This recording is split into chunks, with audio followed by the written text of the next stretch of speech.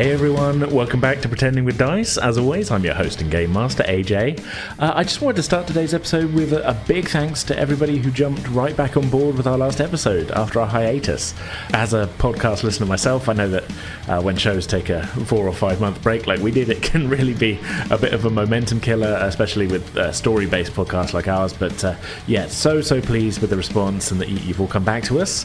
As I've said in previous updates and whatnot, we do have a pretty hefty backlog of recorded sessions that we recorded during our hiatus, so fingers crossed we should be hopefully on track for regular releases all through the end of the year now. So yeah, hopefully that's it. No more gaps in 2025. But yes, big thanks to all of you for tuning back in. We're so happy you're here, and yeah, we hope you'll stick around with us. So secondly, before we jump into today's episode, I want to give a big shout out to our guest performers on today's episode. We're so lucky to be joined first by Oxy from the Omen podcast, who has previously appeared on the show. He was on episode 129, Flight of the Nelson, and is back in this episode voicing a new character. We're also super lucky to be joined by Kei'Ti of the Lovely Craftians, who is going to be voicing the character of Ensign Sadler going forward, which is one of our regular bridge crew characters who I've previously been doing the voice for up to this point, but Kei'Ti does a way better job than I do for this. So yeah, big welcome and big thanks to both of them. Listeners should definitely go check out their shows. Super awesome. Once again, that's Omen and the Lovely Craftians. So yeah, I think that's about it for the announcements for this episode. I think it's time to jump in. So without any further ado, episode 143, Golden Palace, part 2. Enjoy.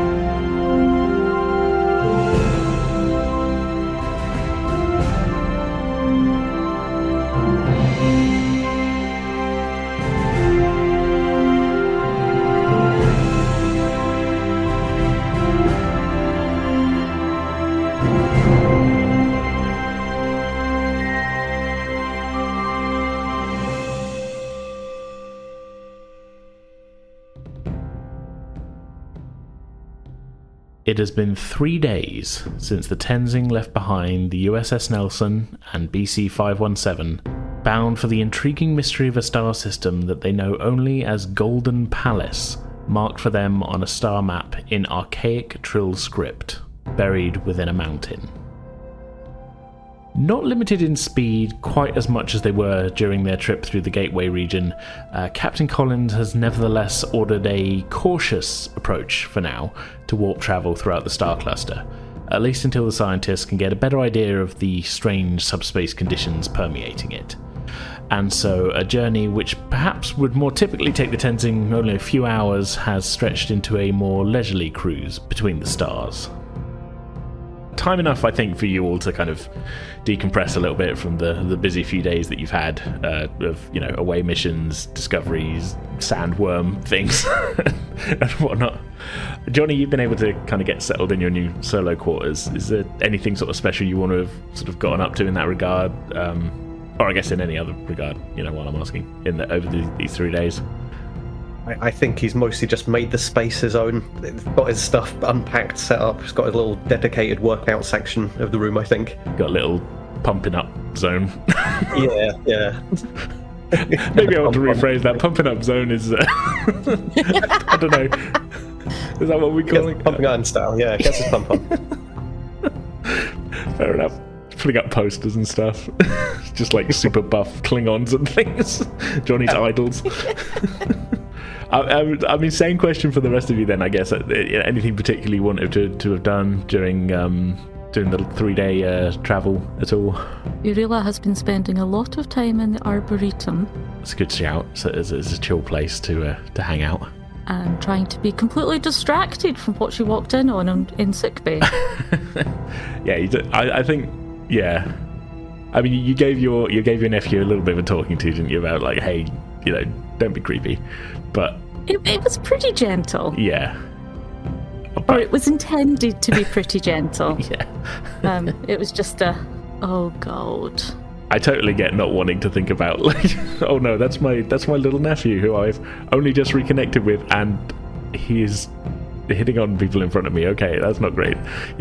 I get not wanting to think about that. So yeah, totally fair. You're able to find some moments of peace on the Arboretum.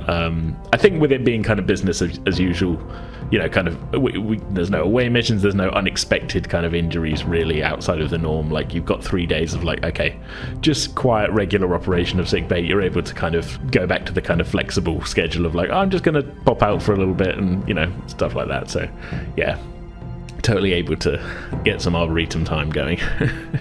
I think Murphy's probably had a session with the Bajoran Social Club.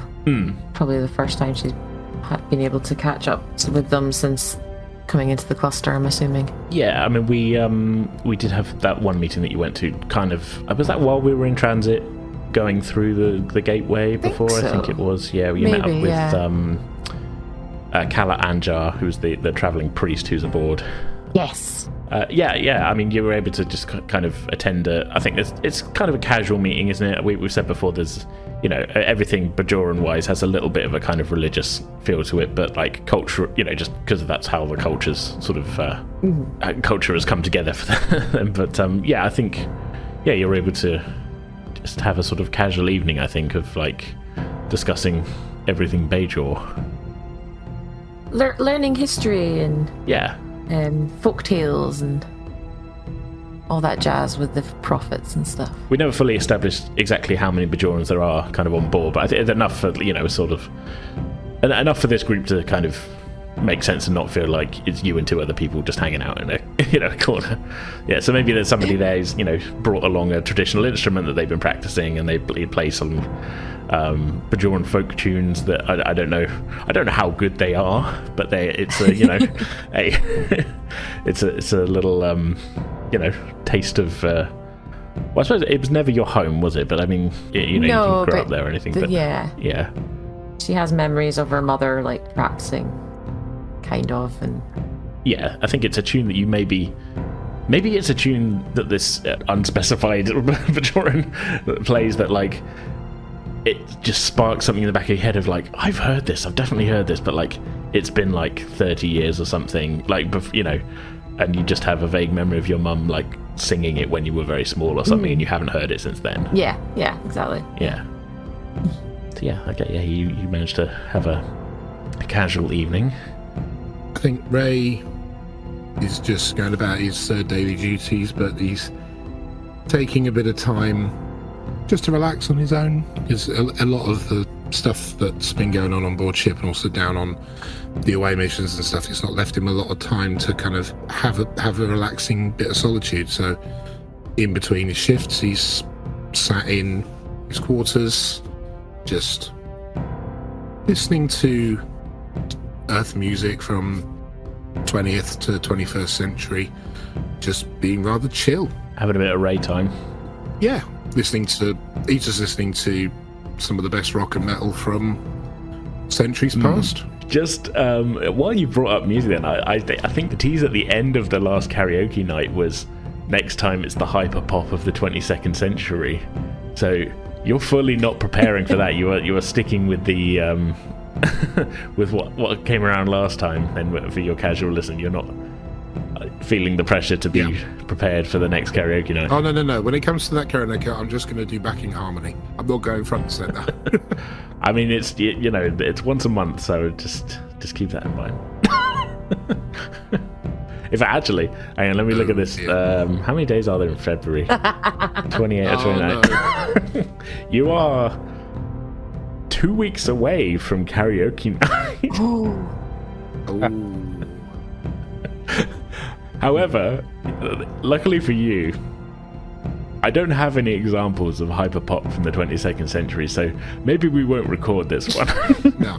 Maybe for unseen circumstances, we cannot attend this month's Yeah, maybe. We'll see what happens. Like maybe the ship gets blown up or something, and you're lucky enough not to have to. Maybe, yeah. In fact, actually, you know what?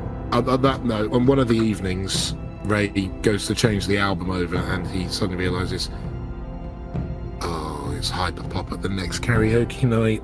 And then he starts praying to whatever deity in the universe. He's praying to Q to make it so that he can't be there for that particular karaoke That's a dangerous night. choice of entities to pray to.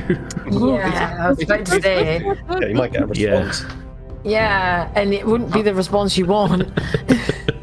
So he has the realization, oh no, it's that karaoke night. It's that 22nd century hyperpop. Oh, no. That night he has trouble sleeping because he's like, oh, what am I going to do on that? Yeah. Can you hit the harmonies? That's the question. Not with that help. I think that's why I should just be backing harmonies that evening. Well, I'll team up with Murphy. Yeah. Oh, yeah, Murphy's no pressure for Murphy. Yeah. Okay. So yeah, the 3 days of travel comes to an end then, and as the ship approaches the system that you know at the moment only as Golden Palace, we'll begin, I think, then on the bridge, as the ship is making its final approach to the system. Ray, I believe you'd be at the science station on duty. Yes. Murphy probably at tactical too. Yeah. Ensign Sauce is currently at the helm as the ship makes its final approach. Orc Cloud navigation successful. Where do you want us, Captain? Captain sort of leans forward in his chair. Let's keep it low-key for now. We don't know what's waiting for us here. At least 5 AU outside the outermost planet's orbit, Mr. Sauce. Aye, sir. Prepping Kuiper Belt insertion orbit. 5 seconds to warp translation. Okay, let's see what we're dealing with here. Sauce brings the ship out of warp on the edge of the star system, and you are all immediately greeted on the main view screen by the warm golden glow of the system's sun, clearly in a much more healthy state than the one that you just left behind a few days prior. Preliminary sensor results coming in now, Captain. Good. What are we looking at, Commander? I'm detecting 3 planets. Nearest is a Class J gas giant, several moons, but we'll need more time for a full survey of those, I think. Of course. There's a Class K planet, no discernible atmosphere, and, well, there it is, a Class M planet, just on the inner edge of the habitable zone, sir. I'll need to do a more detailed scan when we get closer, but the sensors show a breathable atmosphere. All right, well, that's promising. Murphy, any signs of other starships, stations, satellites, anything? Nothing as yet, sir. It's quiet out there. I'll keep scanning, though. Good. Sadler, anything on comms? Ensign Sadler is frowning down at her console as her fingers move across the keys. Nothing on subspace, Captain, but I am picking up... Yes, sir, I'm picking up radio wave transmissions in system. Triangulating the source now. Colin sort of looks around. Radio waves, huh? What do we think it is, people? Come on, taking bets. Rock radio, sir. Rock radio, huh? Okay. What do we think over in science, Mr. Ray? Oh, did I leave the stereo one in my quarters? Huh. Sauce chimes in. I'm calling it, Captain. Cloud creature civilization on the Class J. Gotta be. Colin sort of chuckles a little bit, raises an eyebrow. So soon after the one we met last year. Risky bet, Ensign. I'm feeling lucky today, sir. Sadler kind of cuts back in at this point. And got it. Sorry, Ben. They're centered firmly on the Class M planet. No cloud people this time. Better luck next time, Mr. Sauce. Ensign Sadler, let's hear those transmissions. So you all begin to hear over the bridge's audio system the signal that's being picked up. The quality of the signal is not great. Given the distance you are away from the Class M planets, it's kind of on the inner system. You've dropped in right at the edge of the system just for, secrecy's sake and safety. So there's been a little bit of signal degradation just because of the distance and there's interference in that. Sadler, I think, does a pretty good job of cleaning it up as best she can, though. You begin to hear a voice over the audio system. It's speaking in a language that is, I think, unfamiliar to everyone except for Ray. has a certain sort of lilting lyrical quality to it, which is it's unusual to you, Ray, and the grammar and some of the vocab is definitely a little bit strange compared to how you usually hear it. But this is definitely a dialect of the Trill language that you're hearing. It's definitely not modern language as you would kind of hear it, spoken today. Yeah. I think when we've previously been discussing the script that was found, it was like the equivalent of us reading like Old or Middle English or something like that. Language has evolved a little bit and changed since then. There's a recognizable kind of common root to it, but it's an unfamiliar dialect. I think for everybody else, the universal translator does kick in at this point and is sort of doing its best. A bit garbled. Yeah, a little bit. It's kind of it's extrapolating from it's quickly realized, okay, Trill root starting point, and it's extrapolating from there without having any kind of anything really too much to go on other than what it's immediately hearing and a guess of a guess of what's being said, a guess of the root language, I mean. So this is what you hear once the universal translator kicks in. Clearly kind of partway through a broadcast. Preparations for the Festival of Deliverance gather pace, with great enthusiasm and rejoicing for the people of Shal'Kara. The blessed day approaches, but a quadsum hence.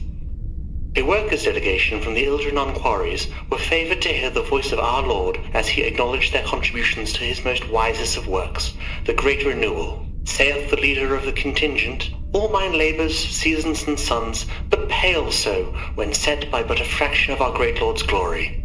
Truly we are unworthy of such an honour. The delegation make best haste to return to Ildrenon, the light of our Lord sparing them to redouble their efforts in service to his glory. And so ends the daily proclamations. All hail the Immortal. All hail the Lord of Faces. All hail the Great Deliverer. All hail the Light Ascendant. All hail our beloved Emperor. All hail Yule, Lord of Shal'Vanon, and all that he surveys. At this point, the voice fades out, and soft, kind of stirring music begins to play. I think pretty much everyone on the bridge just kind of is exchanging glances at this point.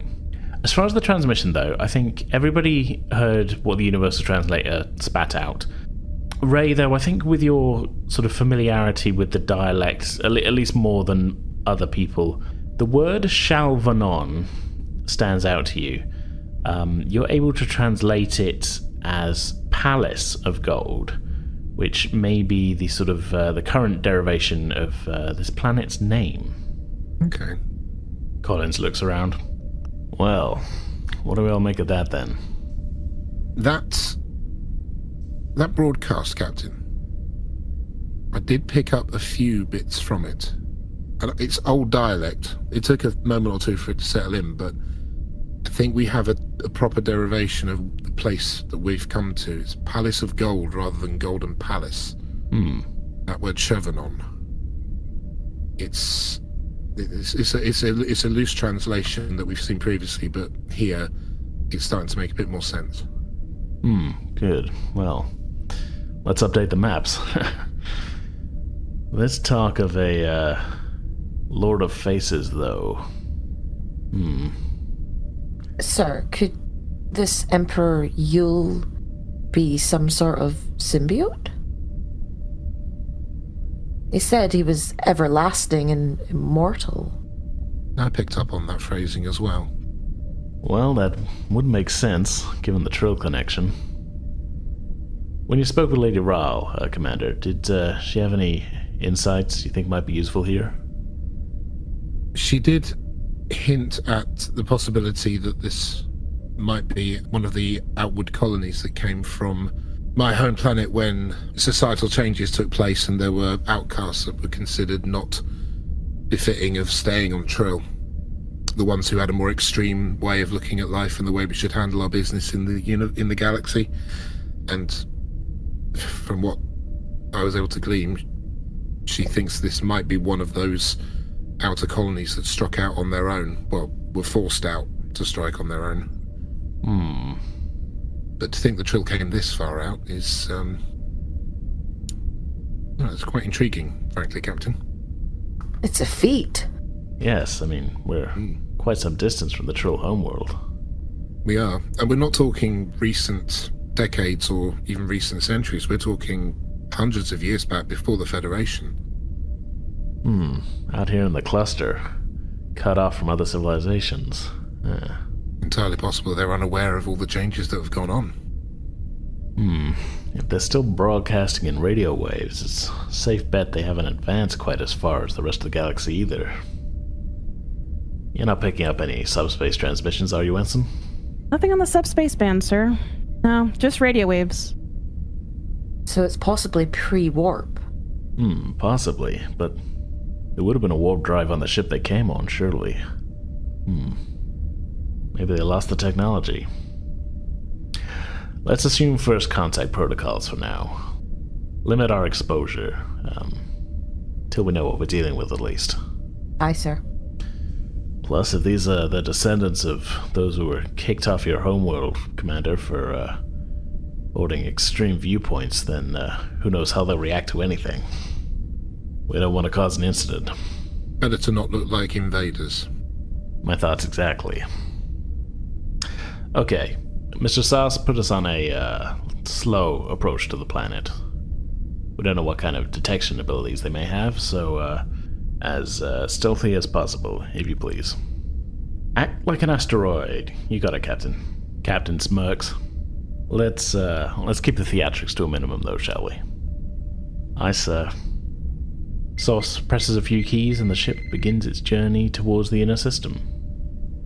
Keep up the scans as we make our approach, Commander Rai. I want to go in with as much information as possible. Aye, sir. All right. Let me know when we're on final approach. I'll be in my ready room. Murphy, you have the bridge. Aye, sir. And he steps away into his room. Hang on, where's Talin? It's off duty. Murphy gets to sit in the chair. Yeah, Murphy gets to sit in the chair.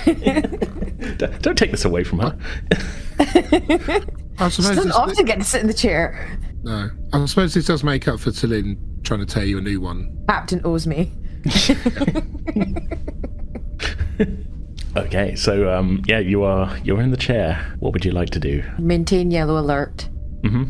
Because we're still unsure of the Romulan contingent. Okay. She's got that in the back of her mind. Yeah. So you want okay? So you're talking like a continual yellow alert, basically. I think we were on yellow alert anyway. I think we were when we were in the other star system. I'd imagine that would have gotten dropped when he went to warp. We can go back to yellow alert if you want, but yellow alert kind of has fairly specific meaning. Essentially, where it's just one step below red alert. When yellow alert is called, it means essentially the shields are brought up to power but not activated. Torpedoes are loaded, ready to go. Weapons arrays are sort of powered and things. We're not quite at full action stations, but it's just one rung below that kind of thing. Yeah. Do you want to go to that, or do you just want to remain at kind of standard sort of? They'll probably just remain at standard. Yeah. Okay. I mean, you can still be totally thinking about Romulans, but yeah. Yeah. So putting aside the yellow alert then, what are your thoughts? She'd probably have them monitor the radio broadcasts to gather more information. Keeping an eye on the planet then, as you're making your approach. I guess the captain sort of ordered that, didn't he? Probably have them do continuous scans. Just to help build up the picture of the planet and pick out key places of interest, maybe see if they can narrow down possibly where Emperor Yul might be. Yeah, okay. Well, I would say then, so this is taking the cautious approach then towards the planet that the captain had ordered. I think you've got plenty of time to do scans of the planet. So with that in mind, I think we should probably do some kind of skill check to see what you can find out. Ooh. We've got Rai at the science station, don't we? Yep. Okay, so you'll be doing this initial skill roll just as the ship kind of begins to make its way in system and begins its scans. I think this is just going to be a difficulty 1 reason science check from you. So you're looking for 17 or under. It's kind of what the ship's built for, hence why the difficulty is not particularly high. Okay. Can somebody also roll a sensors science check for the ship systems as well for me? That'd be great. Looking for 16 or under on that. It's a 9 for the ship. 9 for the ship. So yeah, that's a success there. And a 3 and a 2 from me. Excellent. Okay, so that's 3 successes. Just looking now, none of your focuses really apply here to extend the critical range. However, the ship's talents do kick in at this point. I've just realised we have advanced sensor suites as a talent, which means, Amy, actually you should roll 2d20 for that for me. Can I just get another one? Oh, 2d20. That's 10. 9. Excellent. Okay, so that brings us up to even more successes. We're at 4 successes now. Normally it's just 1 d20 that you roll for ship systems and things, but advanced sensor suites means that anytime we're doing a check assisted by the sensors, we roll 2 d20 instead of 1. Mm-hmm. I always forget we got that. And on top of that, we've also got the high resolution sensors talent, which means that anytime we get a successful roll outside of combat using the sensor systems, we get an additional point of momentum. So essentially what we've done here is we've done a difficulty 1 check, gotten 4 successes on it, and generated 4 points of momentum on that. Nice. So that's using the ship systems to their fullest, I think. So I think I think over the time that the ship kind of is making its way in system, you're able to get some pretty decent scans of not just the planet that you're headed to, but kind of the rest of the system as well. I think time-wise, the captain has said to sort of be casual and borderline stealthy to avoid getting seen. So I think we're definitely not doing like a full impulse like get us in system straight away kind of thing. I think probably takes a couple of hours to get from the outer system to where you're headed, which I guess in astronomical terms is still like super quick, but that asteroid is moving funny. It's also weirdly smooth. They're doing karaoke. I just mean in terms of like speed. It takes a long time actually to get from like a Jupiter like orbit to like an Earth orbit. We're talking months and months and months. So coming in a couple of hours is ridiculously quick. In fact, actually, that's probably closer to light speed. But like, let's just wave that away. Over the course of a couple of hours, then, as you make your way in system, we're meandering. Yeah. So with those results, I think you're able to build up a pretty sort of comprehensive picture of like what the planet looks like from orbit.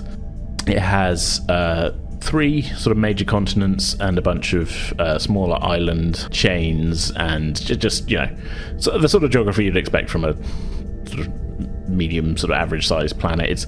It's maybe a little bit smaller than Earth, but like close enough that it still fits into the Class M category. So like bigger than Mars, but a touch smaller than Earth. So yeah, that kind of ballpark. I think the first thing you notice when you get like a good, even just like an optical view of the planet, is it looks kind of barren in places. Not like all of it, but there's definitely parts of the surface that are sort of there's not a lot of vegetation visible. I think what you kind of end up classing as the main continent, it still has most of what you'd expect from a kind of living biosphere. There's vegetation, and that's where you, as you're beginning to come into the closer vicinity of the planet, you begin to start picking up what could be signs of cities and life.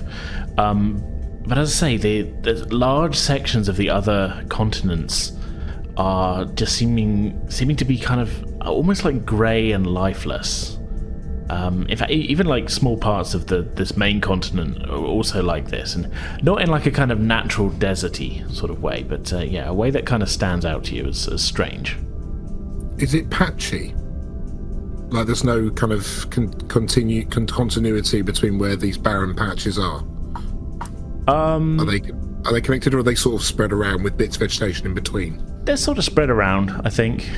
Yeah. Okay. It's just an odd thing you haven't quite seen before. I don't want to imply that this is the cause, I would just want to. This is just a point of comparison. You would know with your focus in the Borg. I think what jumps immediately to your mind is when the first. Well, actually, and just your xenobiology as well. I think, equal weight to those. I'm not saying it's a Borg thing. No. It looks like when they scooped bits of the Earth up. Yeah, a little bit of that, but also with the xenobiology focus, I think what also jumps to mind here is reports that you've read about the activities of the crystalline entity, which is known to sort of scoop up portions of planetary biospheres and to consume them. It's that sort of visual comes to mind. And again, not implying that it is those, but that's just what comes to your mind when you sort of see it on the scan first. That's what Ray thinks initially. Yeah, that kind of like dead parts of the planet. So that kind of dead area is what I mean. Yeah. So on the flip side of that, what I was wondering is, could it be kind of? I was thinking along the lines of like sun damage. Like if there's a very slow turn of this planet, is it exposure to the sun that's caused the barrenness?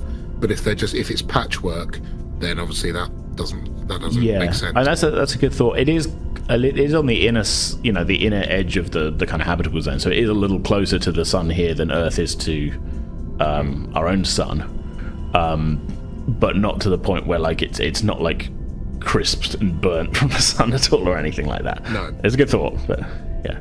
Okay. The other thought was equator, but yeah. Yeah. No, there's definitely parts of the planet that are still sort of you can see vegetation from orbit and things like that. So still lush. Yeah. Yep. And yeah, as I said, you do begin to pick up cities, signs of civilization.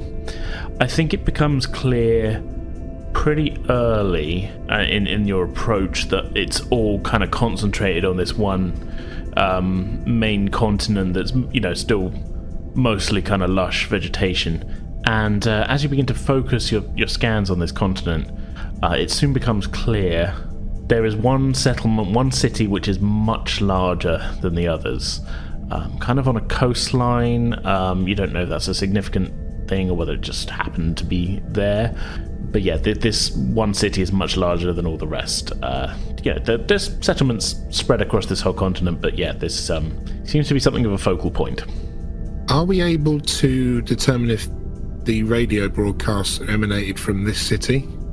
I think while you're still on approach, it's not quite as pinpoint as that. It's coming from the planet. It. Yeah. It's coming from the planet.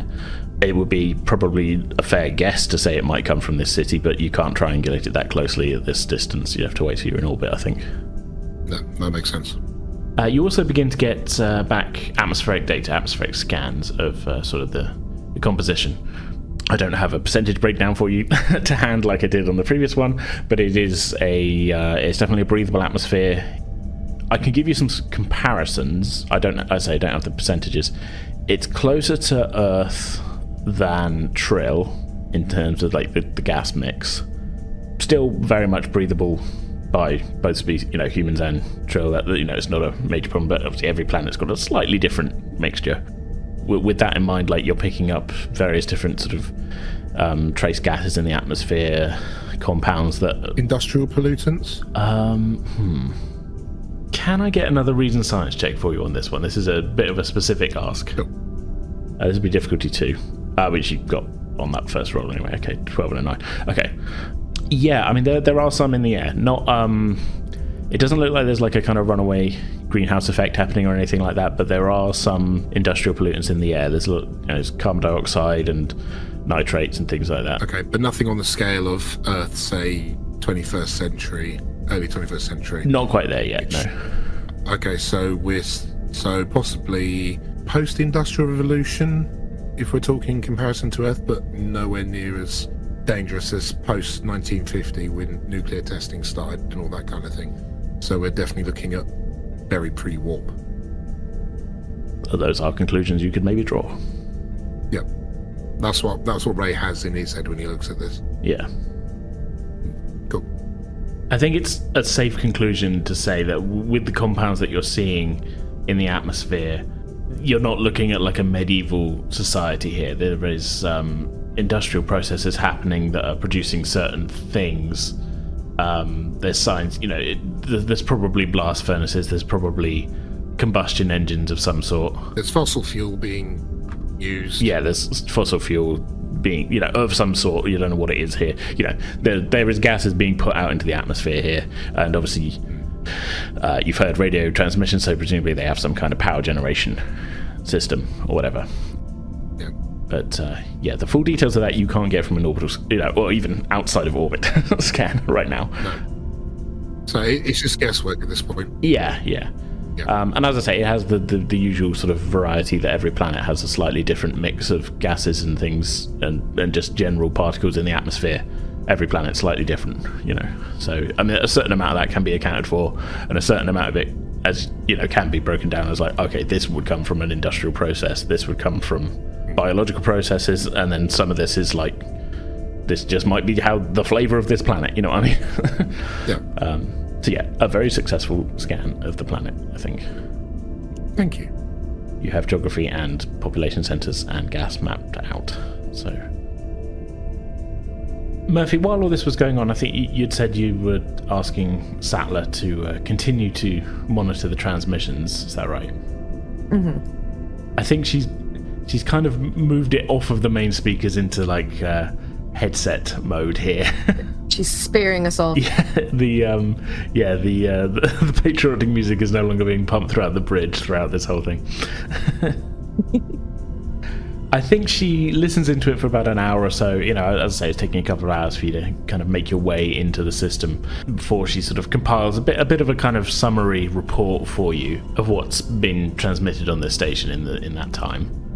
It's mostly seeming to be fairly sedate but sort of stirring sort of music, punctuated by what could be classed as bulletins, like proclamations, this kind of thing. This definitely isn't coming across as like a fun radio station or anything. There's no like, obviously it's different on every planet, but like there's no like shock jock DJs or anything like that going on. It's I think the vibe actually I'm trying to get across here is it's kind of like a propaganda station.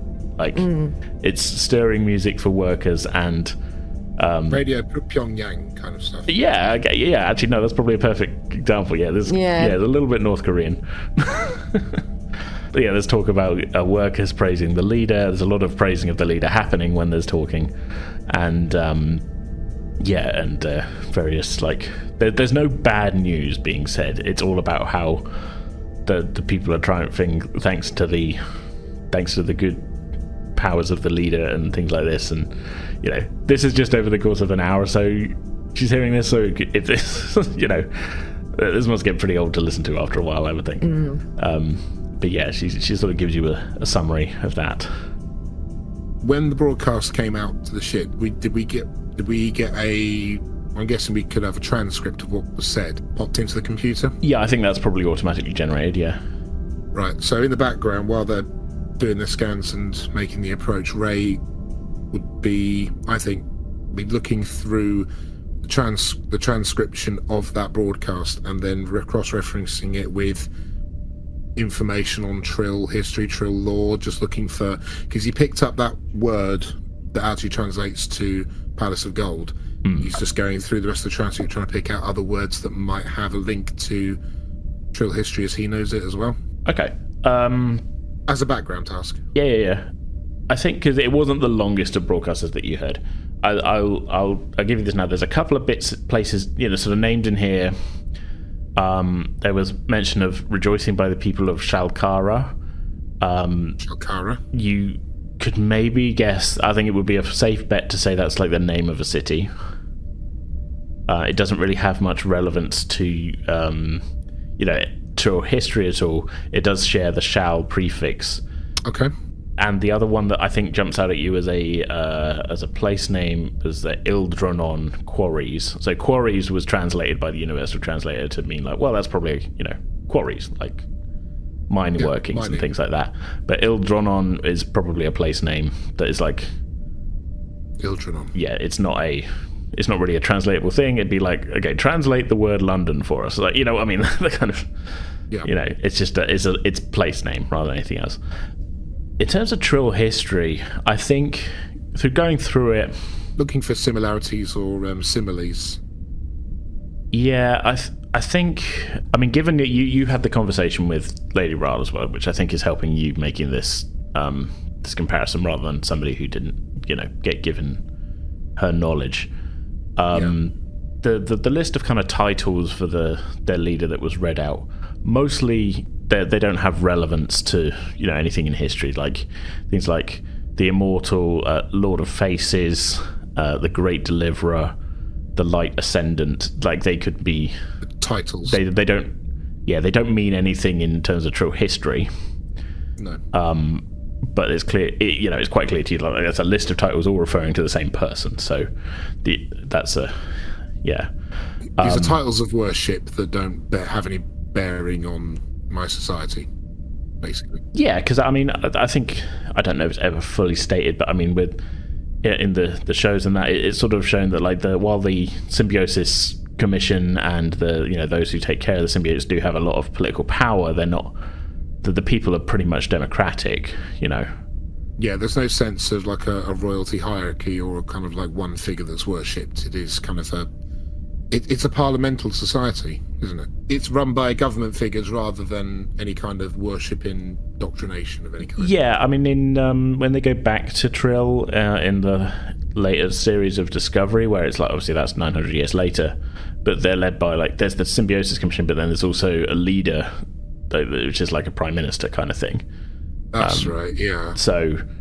But that's a further development beyond the DS9 Voyager era. Well, it's beyond the era, but I'm just going to choose to say that there's also a similar thing happening now. Okay, yeah. Fair enough. So yeah, things like having an emperor and stuff is not, that's not how things are done on Trill right now. The people elect their leaders. Oftentimes, I'm not going to trigger it. Oftentimes, yeah, you are probably going to have somebody with a symbiote getting elected or whatever. There is like a level of cultural respect for people who have symbiotes in them and they're often regarded as being wise and such, and just there's a level of kind of, I think, a level of deference that goes to them that is not always logical, but that's not to say that everybody who's a leader on Trill is got a symbiote. People elect their leaders as they see fit, sort of thing. Yeah. There's none of this like the Immortal, the Lord of Faces, all hail. None of that is really happening. I think class of merit and character rather than how many lives they've had. Yeah, and again that probably comes into it in terms of like some of them are those who've had more lives do have maybe treated with a little bit more respect, but that doesn't necessarily entitle them to anything. Mm-hmm. Yeah. I mean, if you are elected, you are elected. That's just how it is. Yeah, and then of course we've overly complicated that as well by also saying there's Lady Ral, so there's some kind of like nobility hanging over it as well. But whatever. This episode doesn't need to turn into here's our essay on like how the Trill Society works or whatever. Just to say yeah. I think that to go back to like your kind of like analysis of what you heard, what jumps out is the sort of final sentence, which was almost like more of a kind of actual name, which is "All hail Yul, Lord of Shal'Vanon, and all that he surveys." Yul. Now Yul is the bit that sounds like a name, and it does fit to your ears, your immediate ears. It fits a pattern of. That sounds like a symbiote name. Okay. Which you would know having one yourself. And yeah. We've met a few. We've met Lady Ral, Rai, Bell. Yeah, symbiote rather than host. Yeah, it kind of feeds into the other title that they gave him, the Lord of Faces. So multiple faces, but worn by one person. Yeah. So this worn by a symbiont has had many hosts. Mm-hmm. Yeah. I will say you can look up Yule in the database if you would like to see if there's anything. I would like to do that. This I think would take a computer's check from you. Very well. Because this is a little bit of a deeper dive into. This isn't necessarily Federation records. This is accessing Trill government database as well, which you can do. I'm not going to say, oh, you're in the cluster, you can't get access, because like we can't reach it. Yeah, because we've got an offline copy. There's. You know what we could do is say that you downloaded an offline copy when they were trying to figure out like your how own to personal use. Yeah. Well, no, when the crew were trying to figure out how to fix you last season. Oh yeah. That's our hand wavy thing away to say like, look, we can get access. You can access it. They gave us a copy for medical reasons, but we never gave it back. Well, it's just data. Just leave it on the hard drive. We've got the space. Exactly. Civil servants leave laptops on trains all the time. Well, how's this any different? I'm just trying to think what kind of check this would be, actually. Reason security, maybe? Actually, yeah, that's a good point, because it's technically other people's data we're looking through. That makes sense. Yeah, okay. So can I get a reason security check from you then? So this is going to be 13 or under for you.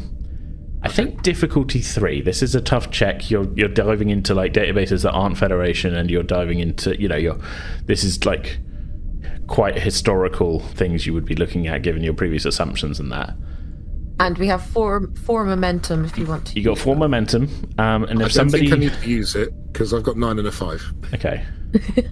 And if somebody could roll for the ship as well, we're looking for, it's going to be computers security, so we're looking for 12 or under. Just the 1 dice on this. Is it just the 1 dice? Yeah, that's a 6. We got 3 successes anyway. We're okay. Lovely. Okay. Okay, I think this is quite a deep dive for you, to the point where like I think you've maybe finished your other like scans and everything. Mm-hmm. The ship sensors were pretty good, so I think we could almost say like you were able to get quite a good view of the planet very quickly, and then you still had a bit of time and approach to do this deep dive. So I think you're maybe still doing this as the ship comes into orbit, and as the captain comes out of his ready room, you finally get a result. It's a very small reference, but it does tie in to what you were told by Lady Rai, and it's a name on a kind of like a historical sort of summary from quite some time ago. I think it's probably actually from almost like it's like a historical textbook kind of thing that's long out of print at the moment. It's centuries ago. Like an educational text. Yeah, kind of. I mean, I don't want to say it's like a school book. It's more of a it's a higher level than that. But you find the name kind of in a sort of series of like passages, kind of summing up the sort of the conclusion of the Civil War. The sort of specific event detailed is a stealing of a starship, and there's a kind of, I don't want to say like a list of names, but it's kind of a list of names of notable figures. Like notable figures included in this historical event where. Yeah, it's sort of like that. I mean, the document itself is more of a kind of narrative telling of it, but there is definitely a section saying like, those believed to be involved included blah blah blah blah blah blah blah. And one of the names that is on that is Yule, specifically Parval Yule is the name listed. Parval Yule. Yes, they were a joined Trill. Scanning through the document, you get the feeling that these definitely weren't very nice people who stole the starship. They weren't like the top leaders of the movement, but they were in the mix in the sort of the leadership sort of circles. They definitely were heavily advocating for this, the side of the the Civil War, which were all for those with a symbiote ruling over everybody else with a brutal iron fist kind of thing. Not nice people at all. But yes, Yule was the name of the symbiote involved in this particular person, is what you're able to glean from this.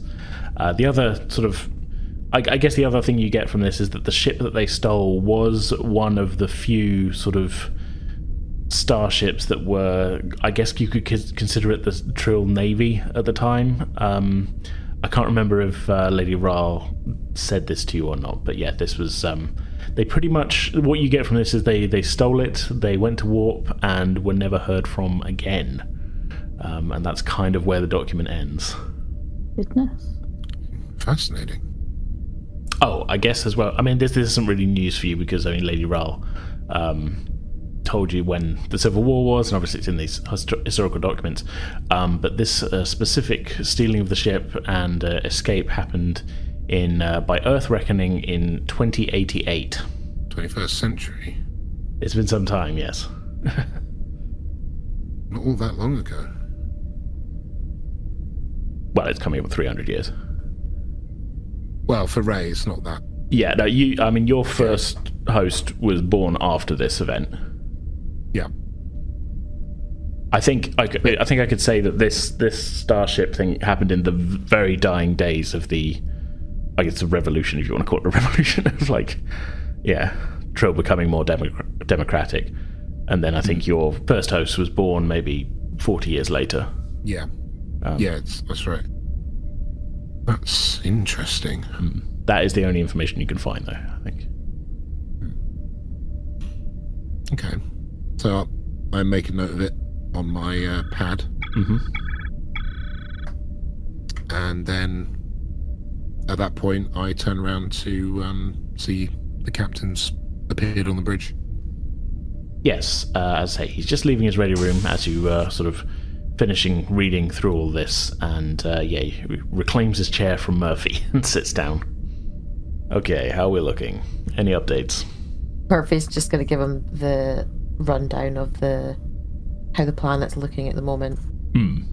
Yeah, I think it's kind of we're at the point where it's filling the view screen now, kind of thing. You know, you're in high orbit now. The sauce has kind of brought the ship in to I think based on the size of the ship, he's kind of calculated okay, we can be safely in orbit here and still kind of be pretty well hidden. You know, we're beyond what most people could see with the naked eye. Even with sun shining off of us, we're just going to look like an asteroid.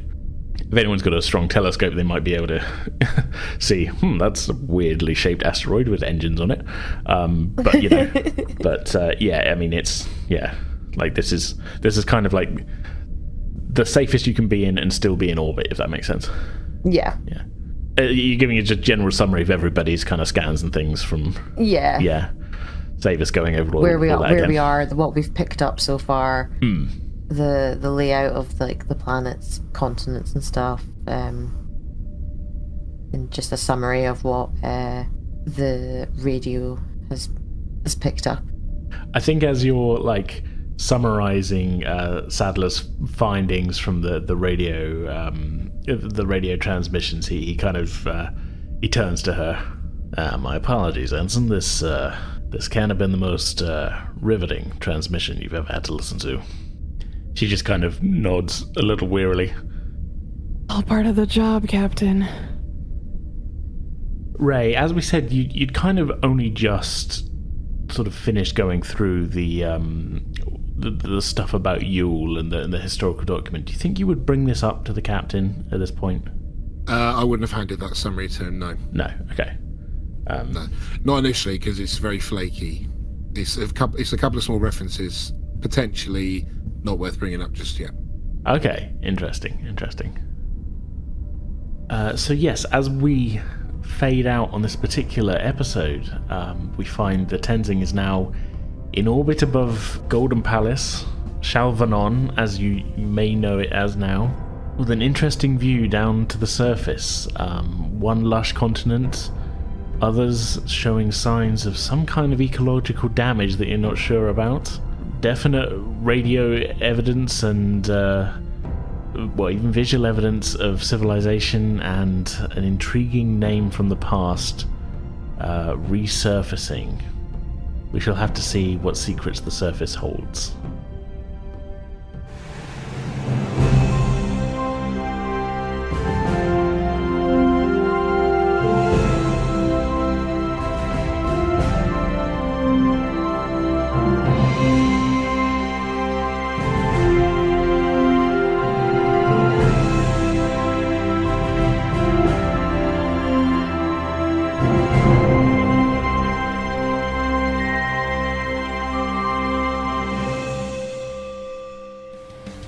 Alright, that's going to do it for this episode. We'll be back in 2 weeks' time on Thursday, September 4th, the day after my birthday, for the next chapter of Frontier.